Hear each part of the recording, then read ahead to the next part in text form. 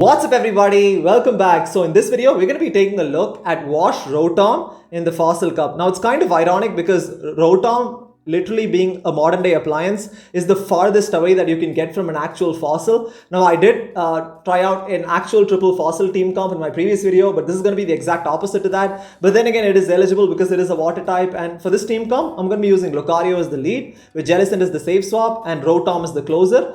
You could probably use Lantern as a more reliable electric water type. It's a lot more bulkier, but obviously Rotom, even though it's glassy, it's so much more hard hitting, which is why it's a lot more fun to use. So there's some really fun battles in here, and let's get straight into it. Also, I'm running Close Combat on Lucario as the second charge move, simply because it can catch a few people off guard, right? Shadow Ball is probably better overall, but Close Combat really works as well. So we met with the Ferrothorn on the lead. That's absolutely fantastic that we caught the grass on the lead, and they make a switch into their Whiscash, which is perfect as well. Honestly, Jellicent is my only real response to Mud Boys in this team, so it's a good thing that we have the alignment here.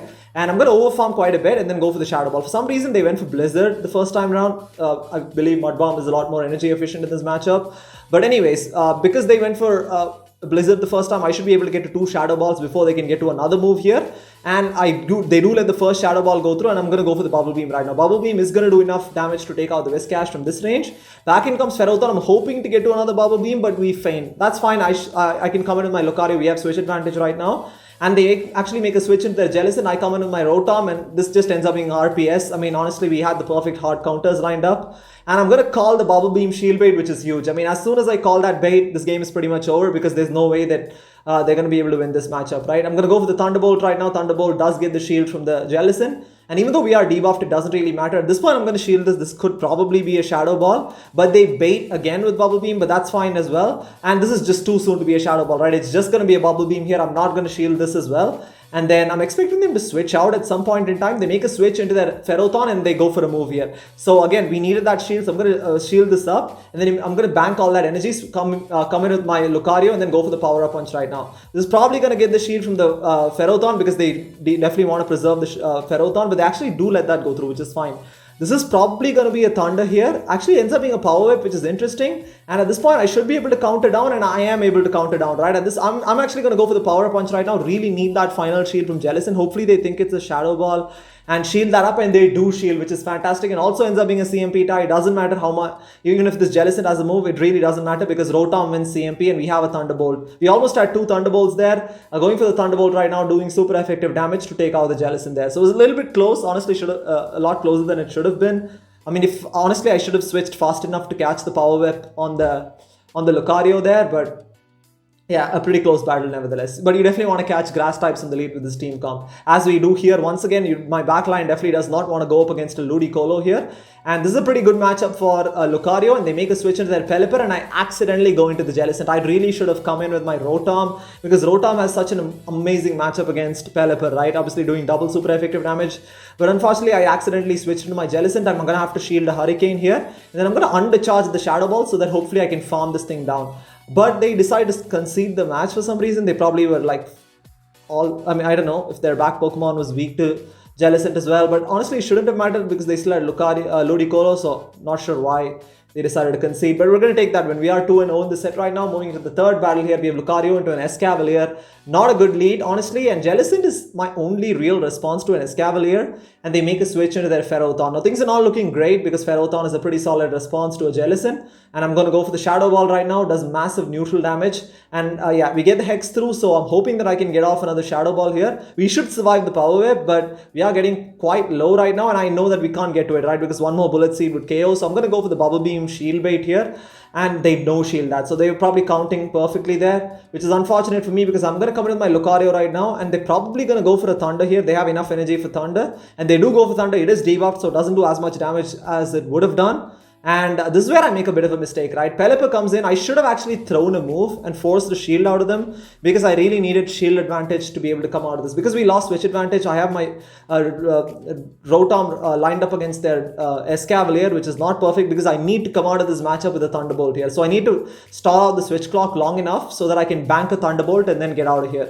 So I'm going to shield this up once again here. I'm going to have to go for a move because my switch timer is not back up. So I'm going to have to go for the Thunderbolt just to stall out the switch clock a little bit more. But it is not looking good at this point, right? I'm going to try and go for the Thunderbolt. I'm going to try and switch into my Lucario. Unfortunately, I'm not able to get it in time here.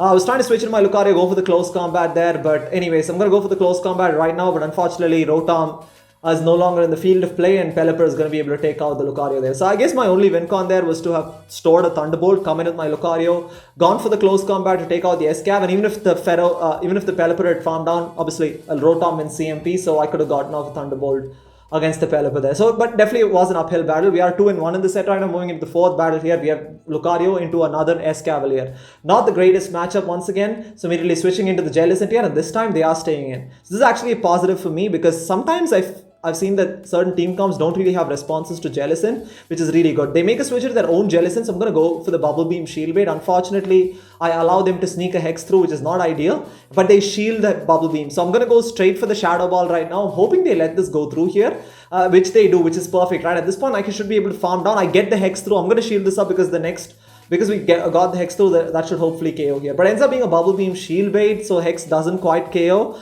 But this is just going to be a Bubble Beam, so I'm going to let this go through here, and then we're going to be able to farm down, and we have switch advantage. They come in with their Pelipper. I'm going to go for the Shadow Ball right now. This is perfect because we have switch advantage. I can line up the Rotom against their Pelipper, but unfortunately Lucario doesn't have too much play because it struggles both against Pelipper and Rotom. So I'm going to come in with my Rotom, but they switch into their Escavalier. I'm going to go into my Lucario, but luckily we are upper shield at this point, right? Because we are upper shield, I should be able to get to a close combat here. Close combat will be taking out the Escav from this range, and Pelipper is going to be able to farm down, but it doesn't matter because Rotom completely walls Pelipper, right? Everything Pelipper has is resisted because of that electric typing, electric and water typing, so both Weather Ball and Hurricane are resisted. And I should be able to get to a Thunderbolt here, and Thunderbolt will easily take out Pelipper. It'll probably take out like 3 or 4 Pelippers, obviously doing double super effective damage there, and Rotom is able to take the win here. So we are 3-1 in the set right now, and yeah, moving on to the final battle here, we have Lucario into a Ferrothorn. Once again, we were really lucky in this set to catch some grass types in the lead, so that's actually pretty good. They make a switch into their Swampert. I go into my Jellicent. Once again, like I mentioned, Jellicent is my best response to Mud Boys. So I'm actually going to shield this because this is going to be an Earthquake here. It's going to do quite a bit of damage. And then we're going to overfarm quite a bit right now. But accidentally, I actually overfarmed 1 Hex too much, right? I should have thrown the Shadow Ball right there because they are able to get to another Earthquake and I cannot shield this.